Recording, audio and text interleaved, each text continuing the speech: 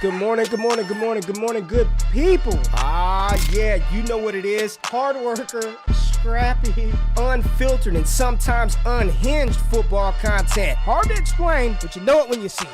Doing it daily our way. I don't know what you're talking about right now. Redraft and Dynasty Fantasy Football, we got you covered. You know their defense is ranked like 31st in the NFL? NFL draft prospects and rookies? Now you know you in the right place for that. Absolutely. All right, then stop saying it. Then we're done. And prop bets with my man Jay Rich. Count that money, man. Now wipe the crust out of your eyes, get you a cup of coffee. It's time to wake your ass up with Raygque. You honestly are making absolutely no sense and you sound silly as hell. Good. Damn it, Jordan. God damn it, Jay. Good morning, good morning, good morning, good morning, good morning, good people. It is Tuesday, April the 19th, 2022. Y'all decided to wake y'all asses up with Raygque. I am glad you are here. We got to talk about this 2022 class, and we are going to be negative today. The entire show, negative, negative, negative. Why or should we be selling the 2022 class? I'm excited to get into it. We are excited to do this. Brought to our partners, our friends, our people, Prize Picks. Use the promo code WAKEUP for an instant deposit match for first-time depositors, dollar for dollar, up to $100.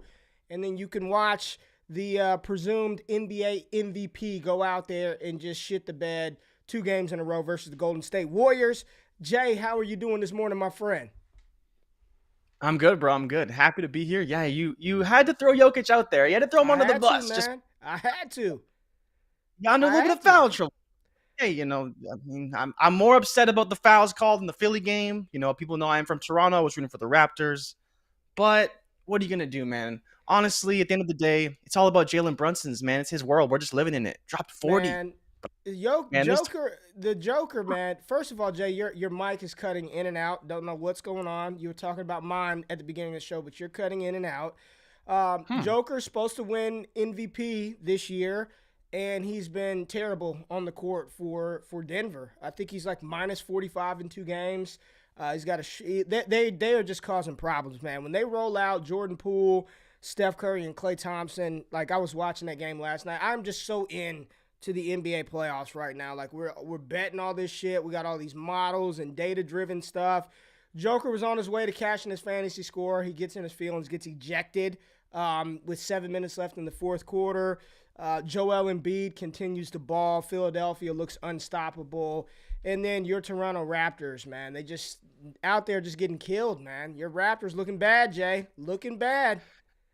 Undermanned. I mean, when Joel Embiid takes out 3 of our players in the first game, what are you going to do, man? This guy took out Scotty Barnes. He almost took out Thad Young. Gary Trent's trying to have his version of the flu game. Ends up only playing 10 minutes. I mean, they're just undermanned against this team. And what's crazy is that you watch it, and James Harden is doing nothing out there. Like, he's just letting Tyrese Maxey run the show. He's dishing it a little bit. He's shooting every once in a while, but he's honestly doing nothing. And there is nothing the Raptors can do. It's sad to see. If everyone was there, they'd have a shot. But I think without Scotty Barnes in there, I think they got pretty much no shot to beat Philly, unfortunately.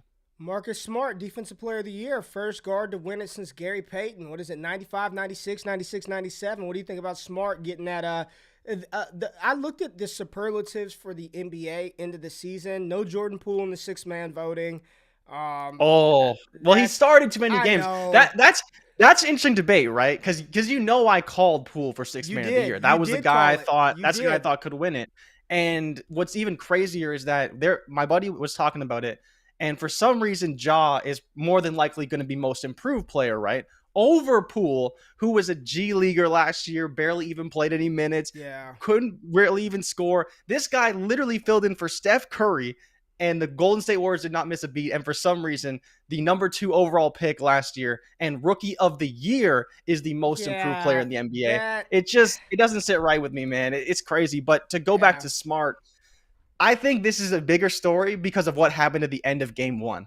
So you think about what happened where Smart was guarding Kyrie. Now he wins Defensive Player of the Year. Now the Boston fans have even more fuel to throw at Kyrie in game 2. I'm not surprised. Smart's been a great defender from the time he got drafted. It's his offensive game that's really developed over time. But I'm excited for him, and I'm excited for that series, man. Boston and Brooklyn. They go tonight, I believe, too. So it's gonna be a good game. Yeah, the Ja Morant thing, like you said, number 2 overall pick, rookie of the year, and then gets Supposed to be good. Yeah, he's supposed to be good. Ja's dope.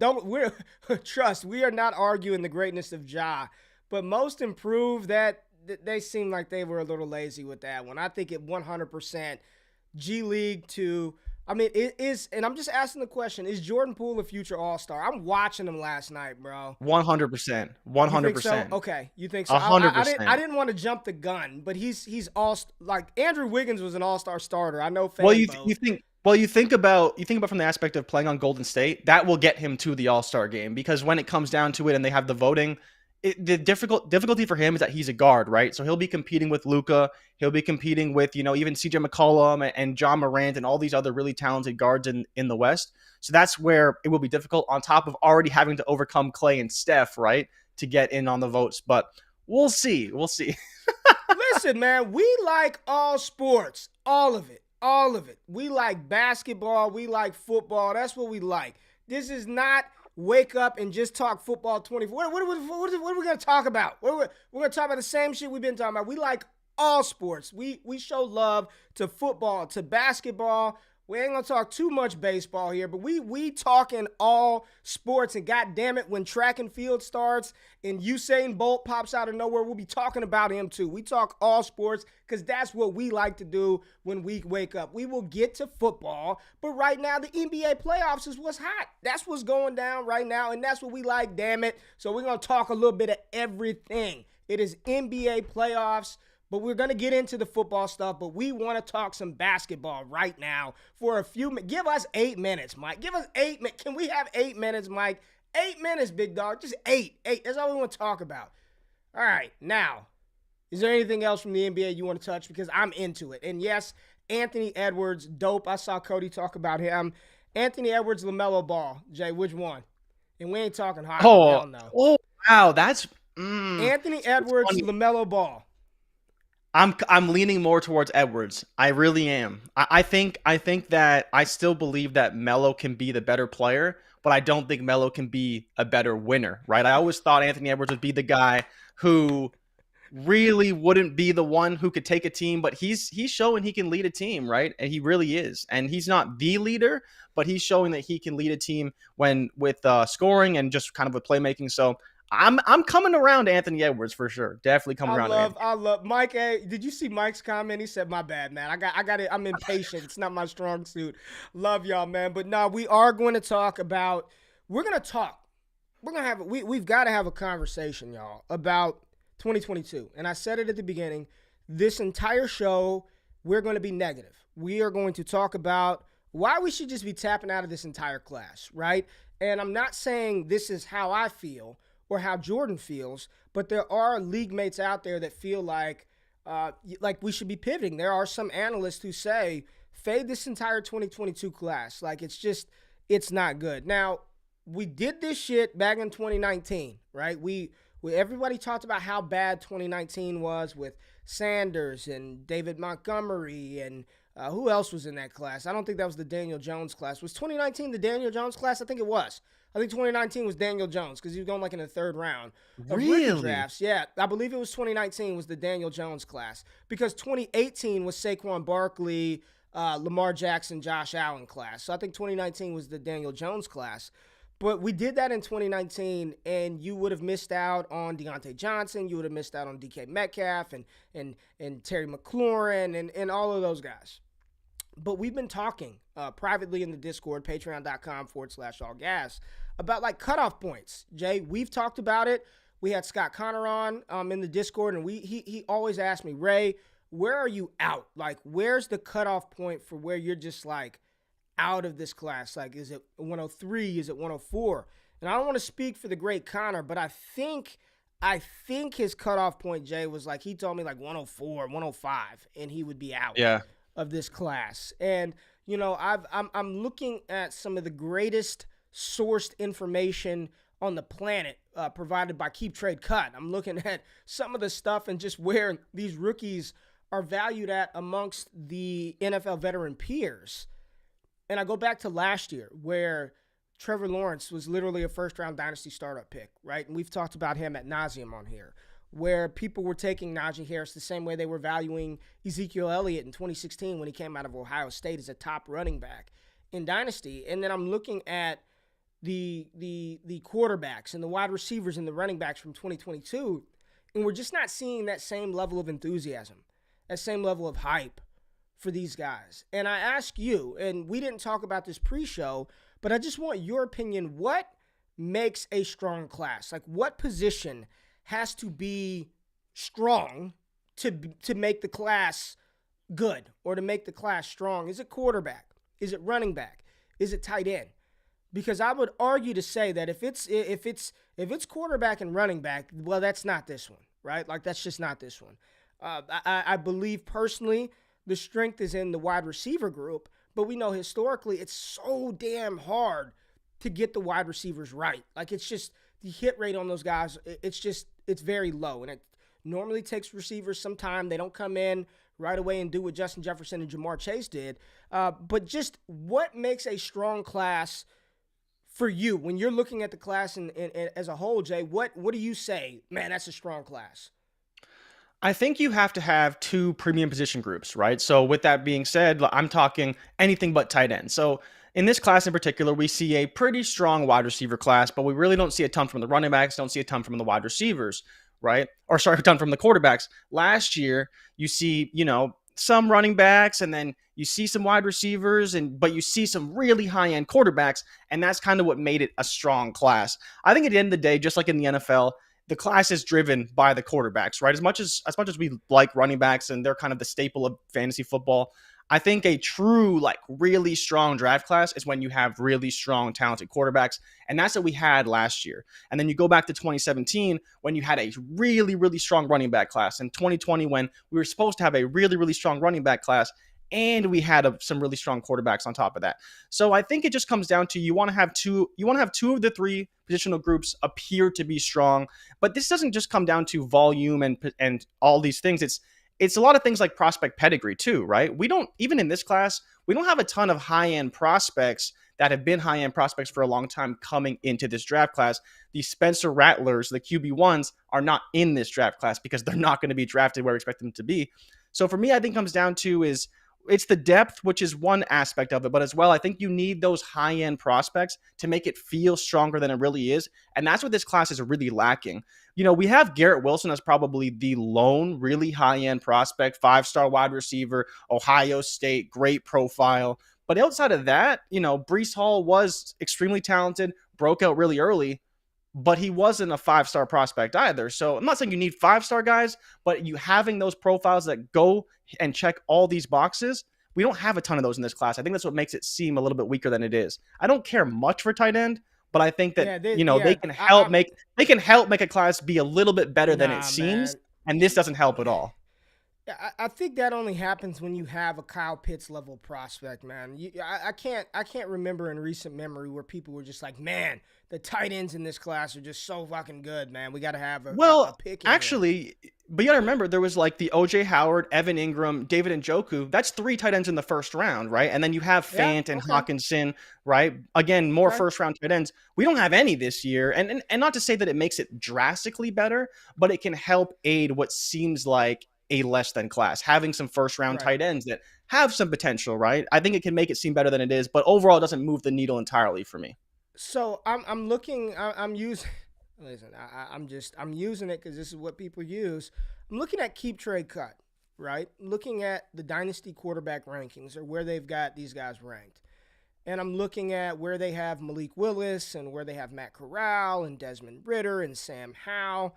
Here are the players that these guys are sandwiched between. So most people's QB1 in this class is Malik Willis, Jay. And they've got Malik Willis at QB 19 in between Tua and Zach Wilson, ahead of Kirk Cousins and Davis Mills, Ryan Tannehill, Tom Brady, Jameis Winston. Like, that's QB1, right? QB2, per crowdsourced data, is Kenny Pickett, and he's, again, only really ahead of Ryan Tannehill, Tom Brady, Jameis Winston, Daniel Jones, Carson Wentz, Matt Ryan, Baker Mayfield of current NFL starters. Sam Howell behind Daniel Jones. Like, These dudes are almost already being valued in no man's. This isn't where I would have them ranked, but this is where the community are valuing these quarterbacks, man. And Jazz said, I hate keep track. I guess I don't understand it, man. I get on there and I don't give a shit. I don't know any of these players. Skip. Let me just look at the information. But I think it is a tool to use to see how everybody else feels about these guys. You know what I'm saying? Like, just to get, because I guarantee you, next year when we look at this, April 20th of 2023, the top quarterbacks, Bryce Young, CJ Stroud, potentially Anthony Richardson, Will Levis, I guarantee you they're not going to be valued amongst the community the way that these guys are. They'll be much higher. So let's just, so in this vein, somebody asked, I think it was Roe, said, are Malik Willis, or maybe it was Marlon, it was Malik Willis and Kenny Pickett, are they that bad? I don't think they're that bad. I just don't know how good they are. You know what I mean? I know that's kind of like pulling on two ends of the spectrum here, but I think we all thought that Justin Fields, and still think that Justin Fields, Trey Lance, so there are some Zach Wilson believers still out there. Zach Wilson, Trevor Lawrence, and Mac Jones. I think we all feel good, or at least a lot better about those guys going into year two than we do any of these quarterbacks in 2022 going in as rookies and potentially landing in spots where they may be forced to start. You know, we talked all that shit about Kenny Pickett maybe being the most pro ready. Do you want to throw him out there behind Pittsburgh's offensive line year one, or Seattle or Carolina, whose offensive line isn't good? Like, is that going to yield positive return for your rookie quarterback who, I mean, Liberty quarterback, 1 year wonder at Pittsburgh, just inaccurate Desmond Ridder from Cincinnati. Sam Howell seems to have the best profile out of these guys, but we're still kind of like, I don't know. And then Matt Corral, at least he did it for 2 years in the SEC. For me, what makes a strong class is there needs to be a couple, like 3 or 4, like elite level prospects, and we had that last year. Elite level from fantasy scoring perspective. We knew Jamar Chase, Kyle Pitts, Najee Harris. We knew those 3 skill position guys were going to be pretty damn good once they matriculated onto the NFL. And then we had 5 quarterbacks go within the top 15, 3 of them within like 1, 2, 3. It was Lawrence, Wilson, Trey Lance that was traded up for. Then you had Justin Fields inside the top 15 and Mac Jones going at 15. I'm looking at this and I'm trying, and this show is negative. Like, if it were me, I think how many players are must have, in your opinion, from this class for you right now? Like, must have. If you don't get this player, you're walking away like, damn, man. Like last year there were multiple guys. I thought, like, Pitts and Chase, and I even had Devontae Smith up there, and I look at Smitty, right, who some people thought was the wide receiver 3 or 4 in last year's class. Where would Devontae Smith rank amongst this class with Wilson, with London, with his production? Number 1. Like, he'd be no doubt number 1. It's not even close. Like, he'd be no doubt 1. Where would Mac Jones be in this class? Where would Mac Jones be in this class? Realistically, he'd probably be number 1. Like, I think he'd be 1. I think he produced better than Pickett, right? And I think you compare him and Pickett, he produced higher than Pickett. It's just, do people still prefer the ceiling of Malik over, Mac Jones? And probably not, because of the competition, the pedigree, all those things, right? But Ray, I think where you make a really good point is like that. To answer your question, I think there's only one guy. And, I can make the case for Garrett Wilson. I think there's a lot of things working in his favor. I know he's not everyone's favorite prospect, but he is still a 5-star receiver. He still does have the Ohio State pedigree. He still did produce at a high level as a sophomore, came in as a freshman, performed fairly well. He didn't get on the field a ton, but I think Breece is the only guy you have to have. If you don't get Breece, you're kind of settling for some of these other guys, and that's why I think I'm fine. If your cutoff is 4, maybe you want your QB1, you want 1 or 2 of the wide receivers, and you want Breece. Maybe it's Drake London and Garrett Wilson, Breece Hall, and maybe it's Malik Willis for you. I'm fine if that's your cutoff point, but if we're talking must-haves, there isn't a single prospect that compares to a high-end prospect from last year, and Breece Hall is the closest. And I think if you want to be really nitpicky about it, he's still a Big 12. Yeah, he's still a Big 12 running back, right? At the end of the day, he's not playing in the SEC. He's not even playing in the Big 10. Well, not to say that he's not super talented, but 12, if you're going to give him a knock. They've had some decent running backs out of the Big 12. You've had DeMarco Murray, Big 12 running back, Ricky Williams. You going way back, though. We're talking about recent history. We like those SEC running backs. Yeah. Breece Hall, the next David Montgomery. Great. That's what we're looking for at 101. But more importantly, right, I think that we're going to see what happens. It's true, though. Breece Hall, end of list. I think that's just what it is. And if we're being negative about the class and thinking about it from a what do we want out of this, they don't have the high-end upside. They don't necessarily have the ceiling. Situation changes a lot. Justin Jefferson was a back-end first-round pick in a strong class that turned out to be a 1B receiver in the NFL. So, again, it just comes down to, is this class isn't overly strong, and how do we react to that? And for me, I think it's just, I'm not going to have a ton of picks in this draft class. I'll be trading them for future years because I believe in what's coming in the later years. Instead of trying to make it work with this class, assuming they get a good landing spot, I am fine with moving off of this class and getting assets that I think can return a higher yield due to a higher ceiling in the following class, right? So it brings up that overall ceiling of the class. You know, this is the catch-22, right? What happens when we all fade this class and it turns out to be? So that's what we kind of led with. Like, we did this in 2019 with those guys. There are going to be guys that hit. There's no doubt. There's going to be guys that hit. My fear is, here's my fear, and this is.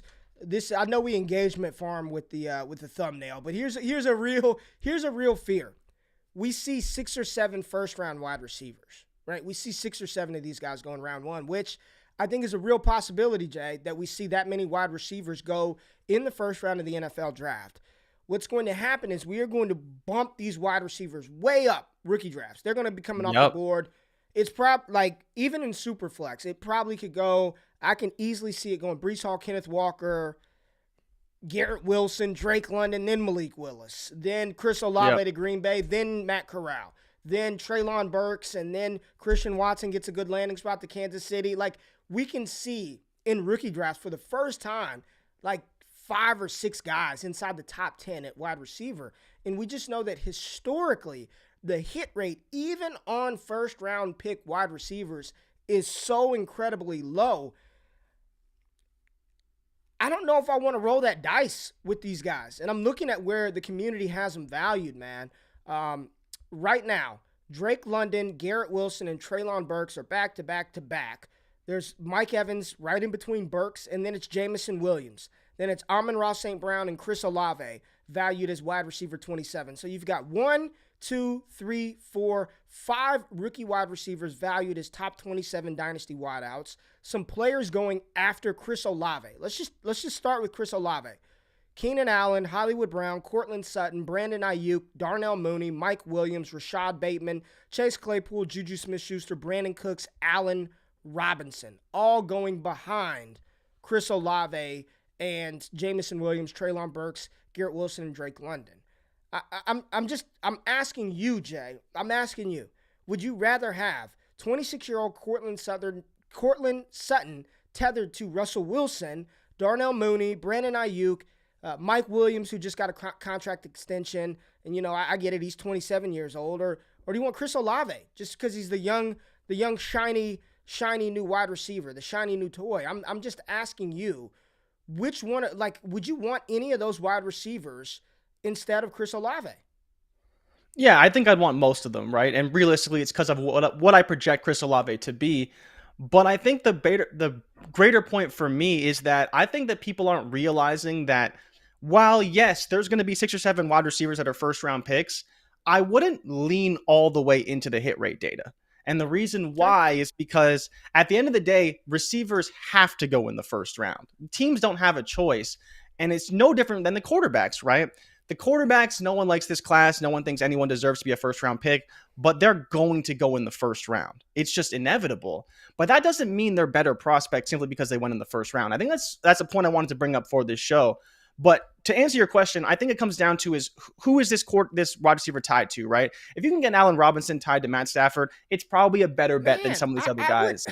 Jay, I'm just telling you straight up, man. The way that I Dynasty right now, even if it's only a 3-year window, bro, I'm taking A-Rob over damn near every one of those rookies, man. Like, what? Yeah. I just am. Like, I just am. Like, and we've talked about this. We did the exercise the other day where I took my longest running Dynasty league, right? Going into year 6, year 7. I've got one player on my roster that I drafted in the initial startup. One. And it's a quarterback. It's Dak Prescott. Every other player on my roster, 35 deep, were either acquired by waivers, trades, got them from somewhere else. I'm looking at this thing in a 3-year window, man. I'm in leagues now with, some of the heavy hitters, Evan Silva, Grant. We're damn near about to shut a league down after a year and a half because people are just disinterested, right? And these are industry folks, big names, man. Like, and I did that youth movement shit and taking Zach Wilson and all these, and now I'm sitting there looking at like I just donated for 2 years because it's. I guess what I'm saying is, man, like it's what is your dynasty appetite, right? Like I'm sitting on the clock, and I saw Jasmine talk about this earlier. She's like, this class stinks, but I'm still not trading the 107 until the draft. I'm not telling you to trade those picks now. If anything, this is the absolute worst time to trade it. Like you've held them for this long, just fucking wait. The draft is next week. Wait until some of these receivers get awesome landing spots, and we really don't believe in the talent, but Calvin Austin somehow sneaks into the first round, right? Like just out of nowhere. Calvin Austin goes to Kansas City I'm not saying that's going to happen, but something crazy will happen and people will lose their mind, right? Isaiah Spiller, per Cody's mock, he gets drafted ahead of Breece Hall and Kenneth Walker for some strange reason. And then their hype builds back around them. And then I'd sell the shit out of the rights to that pick. I'd be on the clock and be like, if you want 106 and you are just that desperate, and I love Drake London. I'm telling you right now, Jay, when I'm sitting on the clock and somebody's offering me, and I know it sounds asinine, but it happens every year on the clock. Every year, like clockwork on the clock. You're sitting on there and it's 106, 107, and somebody just has to have Jameson Williams, and they'll be like, man, I'm not even thinking about 2024. I'll give you Allen Robinson and a 2024 first-round pick right now for the rights to this pick. I'm trading it, bro. Like, I'm trading it. Whereas last year, if I'm staring down the barrel of Jamar Chase or Jalen Waddle or Najee Harris or Kyle Pitts, bro, I would have to buy you out of house and home in order to trade that pick. Like, it wouldn't just be a tear down and a future pick, a tear down and a 2024 second. Like, you'd be coming off multiple first rounders for me to even consider trading out of the rights to a Trey Lance, the rights to a Kyle Pitts. Like, I think we can go. I just asked the question, right? I asked the question, and Joe, let me ask you this, Joe, because here's the thing. Like, let's play the action. I love the fact that she's vibing with us this morning. If by some reason Isaiah Spiller snuck into the back of the first or were the first running back drafted, right? We know, we love the tape. We also know the limitations because of the athleticism. Like, if that happened and he hit a prime landing spot in round 2, who would you feel better about, man? Like realistically, Jay, would you rather have second-round pick Isaiah Spiller for the next 2 to 3 years or Leonard Fournette in a pick on your rosters now? Like, I mean, I'd rather have Leonard Fournette if you're giving me like I'm assuming you're getting a first at least. I'm giving you, right? The rights to Isaiah Spiller, who would be a top, if this happened, would be a top-end rookie draft pick, or Leonard Fournette and a 2024 first top 12 running back, right? Like, you're literally getting a top 12 running back. Yeah, I'm taking the pick. And what's crazy, Ray, is I think you're still selling. Like, I think you're still selling at a discount. Like, I think taking Leonard Fournette in the first for Spiller in that prime landing spot is probably still lower than what people would actually trade to get him. But the reality is that everyone wants, like you're saying, that shiny new toy.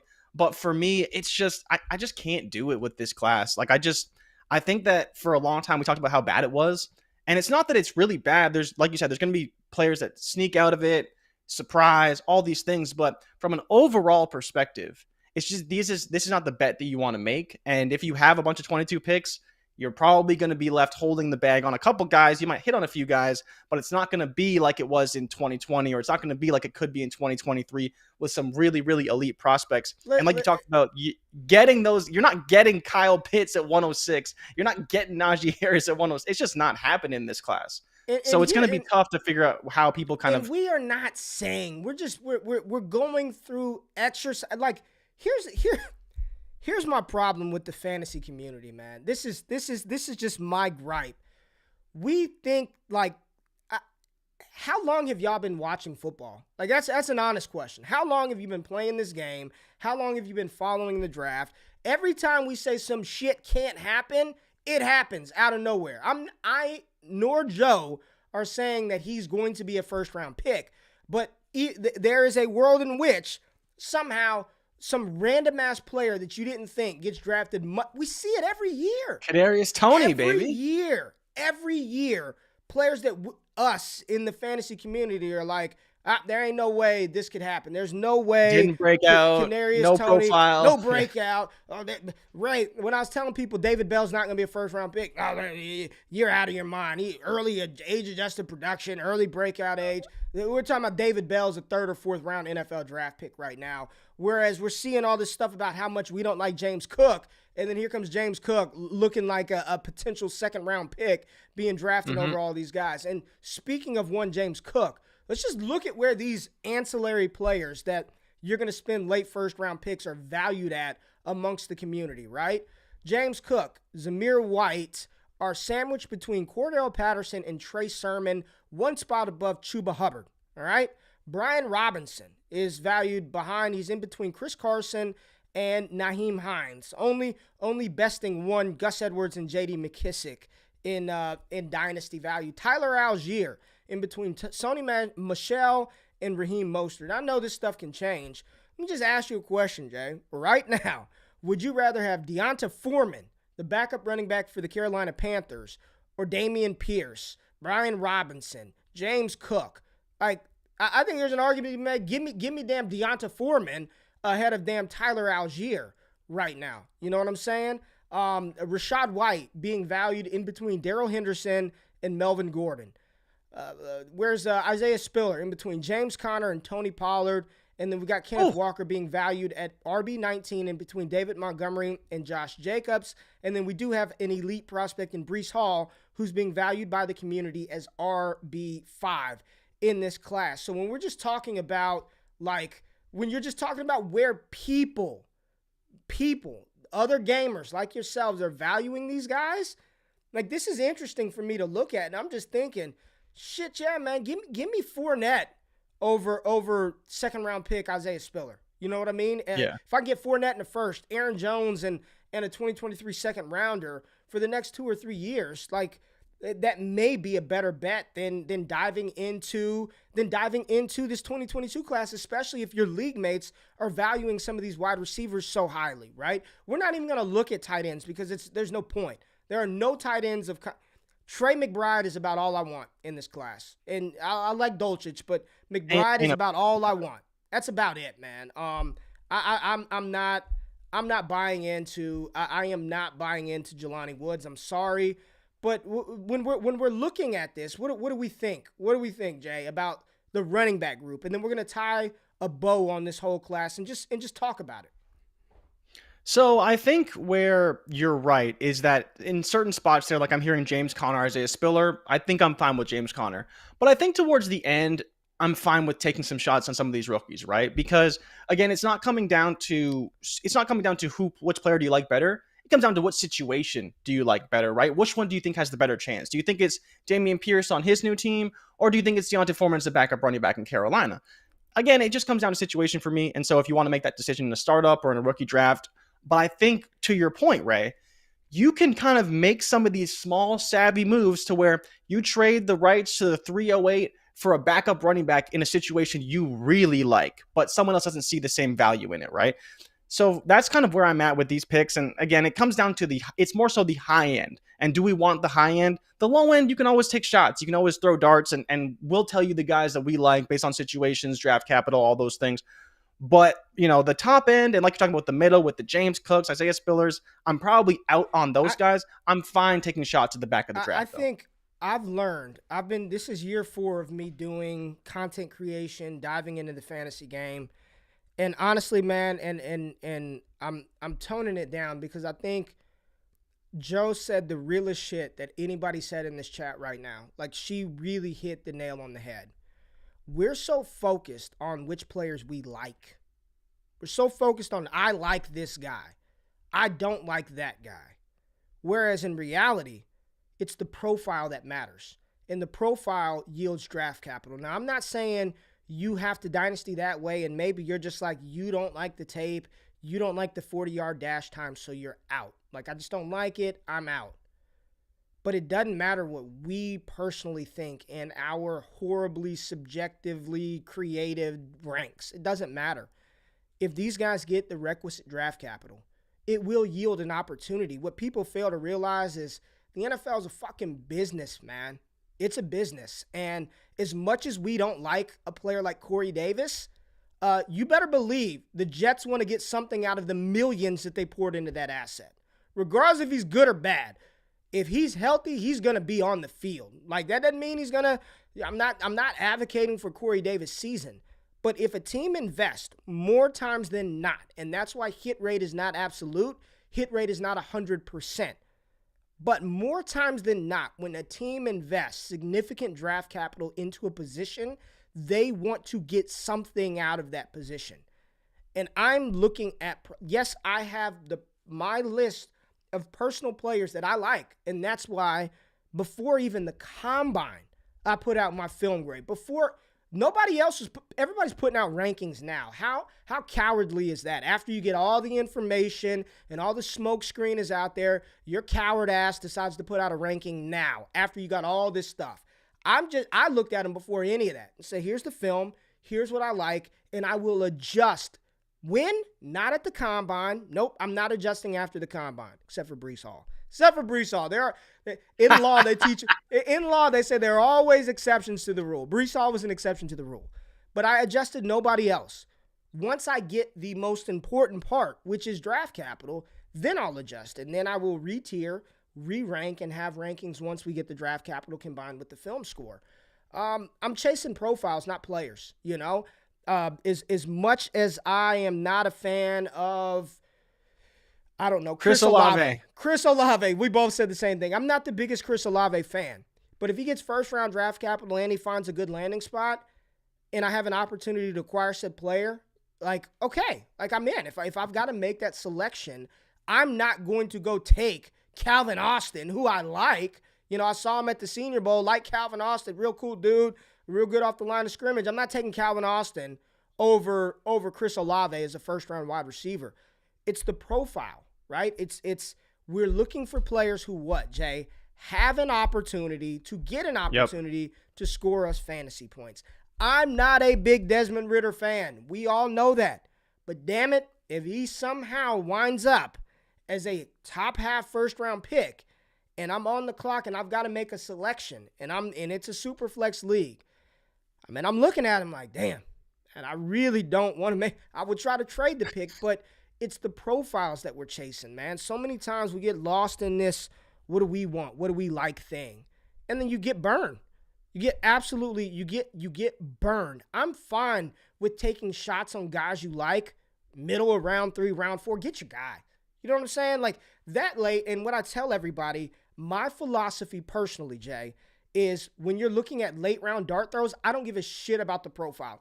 The profile is 100% broken somewhere. That's why they are day 3 NFL draft picks, and that's why we're valuing them as 3rd and 4th round rookie picks. Somewhere the profile is broken, whether they didn't get enough carries, Dameon Pierce, whether they're a little undersized, Calvin Austin, whatever the case may be. You know, they're not as athletic, whomever that is. There's a reason why the profile is broken. So in those cases, I'm leaning on whether it's my film score, whether it's Jordan Backus and something he told me from the data side. Like I'm leaning into just an aspect of said player. But in the top half of rookie drafts, in the first round, second round, I'm leaning on profiles. Zamir White, another one of these guys, 2 ACL, like in any other class, why would we, like, this dude had 2 ACL tears. And I know Frank Gore did it, but Frank Gore's a zombie. Like he's honestly the living walking dead. Frank Gore. Somehow he was able to play running back in the NFL for 20 years and just continue to power through multiple ACL tears. But That's the outlier, not the norm. In any other year, we're looking at James Cook.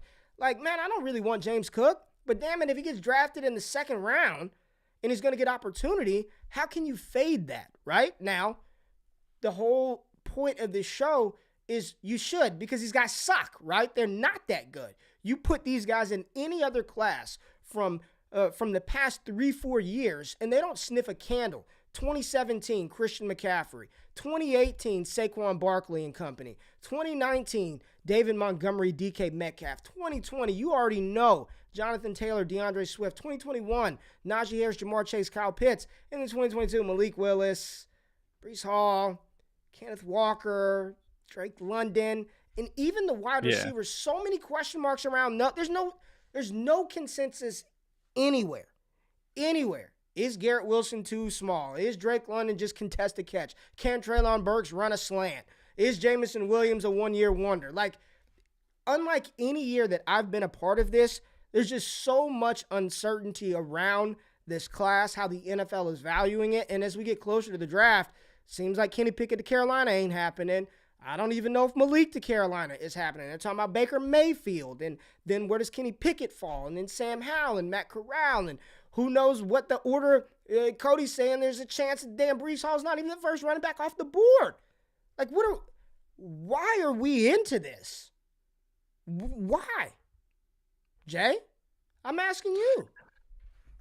I think the problem is, like you said, right? It's people don't do a good enough job to remove the subjectivity and opinion from said evaluation, right? So Jasmine was talking in the chat about why are we saying that I like this profile and I like this player? It's kind of the same thing, but the difference is that the profile is you're taking a lot of the bias out of it. Yes, a film score can be biased, but you can add analytics that are completely objective, right? It's comparing these stats, their percentile scores, these various things that we know factor into evaluation and success in the NFL level.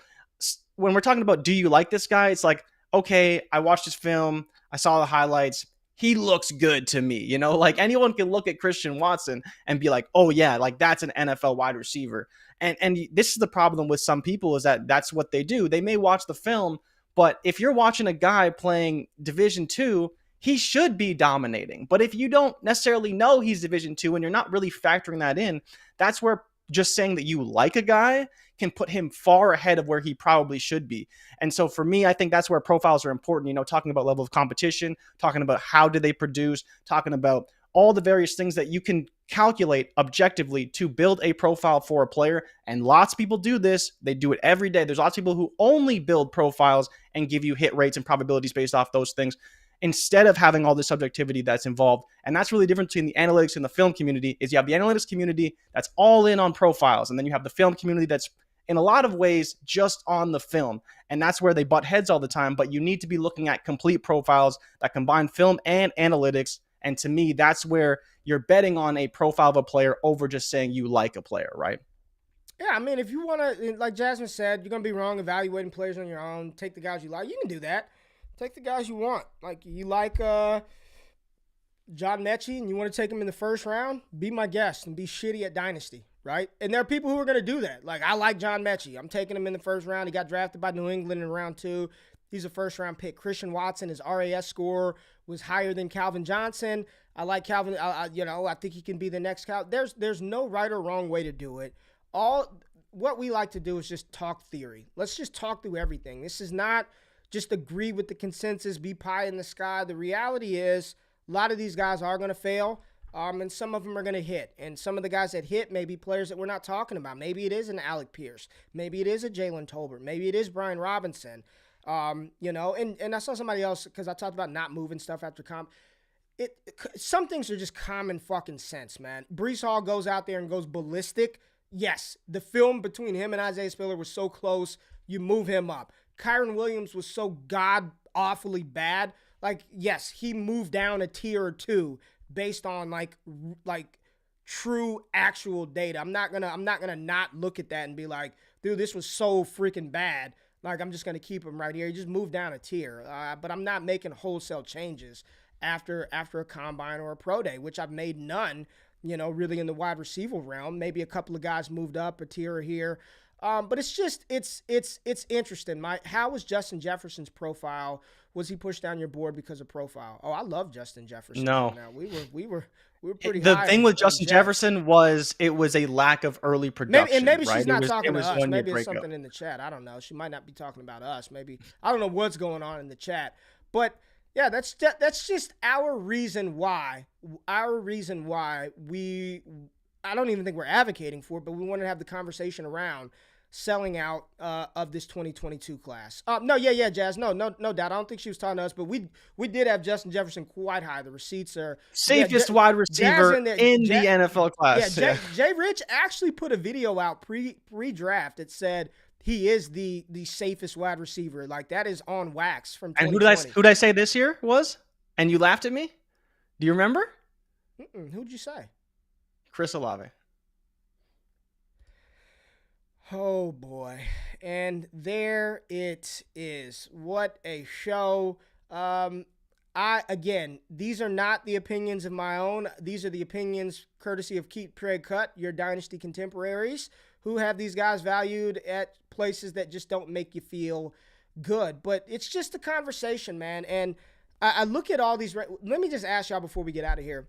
What's a good rankings engine? Because I think there's so much bias in all of this shit, right? Like, I've worked for some of these companies that outsource ADP, and they do like 4 mocks, and then they come up with ADP, right? And then we do ours in our own community, and we do a ton of mocks, but there's bias because of how we kind of view players. I don't know what Player Profiler does and how they go about their rank. Like, you know, I'm BDGA, whomever, right? It's just all subjective bullshit. And the reality is, the only thing that we do, we spend all this time talking about these guys, figuring out who we like, and the NFL draft is going to tell us everything we need to know for the most part on how we should be valuing these players. So, Jay, I'm asking the final question. Are you selling out of the 2022 class? And if so, where's your cutoff point? Cutoff point, I would say, is probably about 106. I think I could probably find 6 prospects I like in this class, depending on draft capital. But yeah, you know me, I've already sold out. I don't have any picks this draft. Like, maybe in 2 or 3 leagues I got picks. But I think that's part of what we do is we evaluate beyond simply the class right in front of us. And we evaluate to 2023 and 2024. And so knowing that, I got ahead of it last year, right? Moving some of my picks last year to get some high-end prospects in 2021. So I don't have a ton of picks, but if it was up to me, I would probably be selling because more than likely, I probably only want 5 or 6 players in this draft class. And after that, I'd be happy to move them for 23 and beyond. So 106 is your cutoff point in this draft class? 106? I think so, yeah. 106? I think we'll see 2 or 3 wide receivers I like, probably 2 running backs, and then 1 quarterback, right? And there's your 6. I think I'd do the same thing. After about 106, 107, I wouldn't mind trading out of the first, grabbing a couple of thirds or a fourth, and then a future first, in 2023, 2024, and then take those dart throws on Pierre Strong, take a dart throw on Kevin Harris, Keontae Ingram. Fill up that taxi squad, right? Just fill up that taxi squad with late round dart throws that if they get an opportunity in preseason, you can flip them for seconds or third round picks. But I think I'm with you, man. I like George Pickens. I don't have to have him. I like Jahan Dotson. Don't have to have him. Christian Watson. Don't have to have him. Olave. Don't really have to have him. Even my man Treylon Burks, love him, wide receiver 2 on film, do not have to have him walking out of this rookie draft class for me. Honestly, it's Breece, it's Kenneth Walker, Garrett Wilson, Drake London, maybe J-Mo.